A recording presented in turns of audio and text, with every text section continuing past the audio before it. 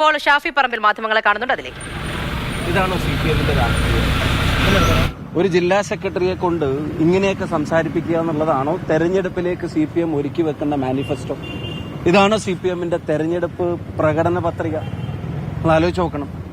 അതിന് CPM നേതൃത്വം മറുപടി പറയണം.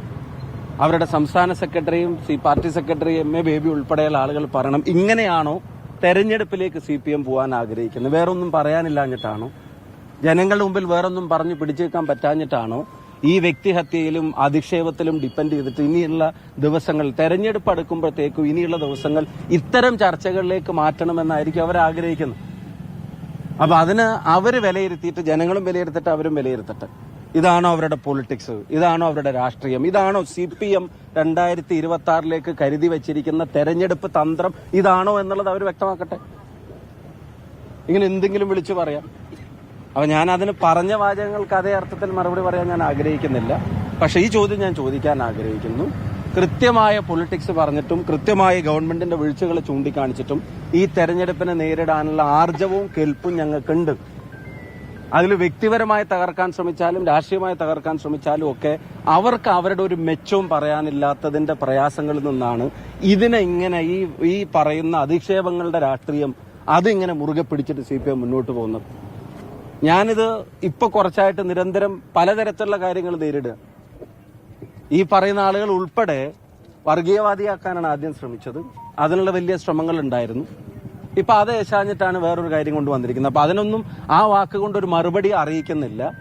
മറിച്ച് ഈ ചോദ്യം ഞാൻ ചോദിക്കുന്നു, ഇതാണോ CPMന്റെ രാഷ്ട്രീയം? CPM 2026 കരുതി വെച്ചിരിക്കുന്ന പൊളിറ്റിക്കൽ അവരുടെ രാഷ്ട്രീയ ടൂൾ എന്ന് പറയുന്നത്, പൊളിറ്റിക്കൽ ടൂൾ എന്ന് പറയുന്നത്, രാഷ്ട്രീയ തന്ത്രം ഇതെന്ന് പറയുന്നത് ഇതാണോ എന്നുള്ളത് ചോദിക്കാൻ ആഗ്രഹിക്കുന്നു. ഞാൻ പറഞ്ഞത് ആ നിലവാരത്തിലാണ് ജില്ലാ സെക്രട്ടറി ആയിട്ട് ഇരിക്കുന്നത്. അപ്പോ അത് CPM ആലോചിക്കട്ടെ. ഞാൻ ആവർത്തിച്ചല്ലോ, എന്റെ ചോദ്യം വളരെ ക്ലിയർ ആണല്ലോ. നിയമ നടപടി ആലോചിക്കുന്നു. അതൊക്കെ ആലോചിക്കും.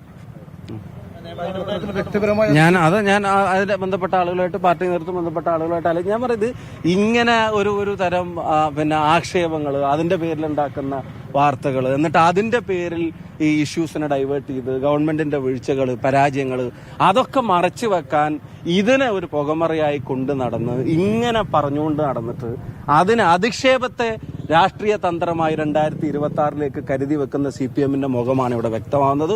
അത് അവരുടെ നേതൃത്വം പറയണം. മുഖ്യമന്ത്രി ഉൾപ്പെടെയുള്ള ആളുകൾ ഇങ്ങനെയാണോ അവർ തെരഞ്ഞെടുപ്പിനെ നേരിടാൻ ഉദ്ദേശിക്കുന്നത്? എങ്ങനെ അവർ നേരിട്ടാലും ഈ തെരഞ്ഞെടുപ്പിൽ അവർക്ക് അനുകൂലമായിട്ടൊന്നും ഉണ്ടാവാൻ പോകുന്നില്ല എന്നുള്ളത് അവർ തിരിച്ചറിയും.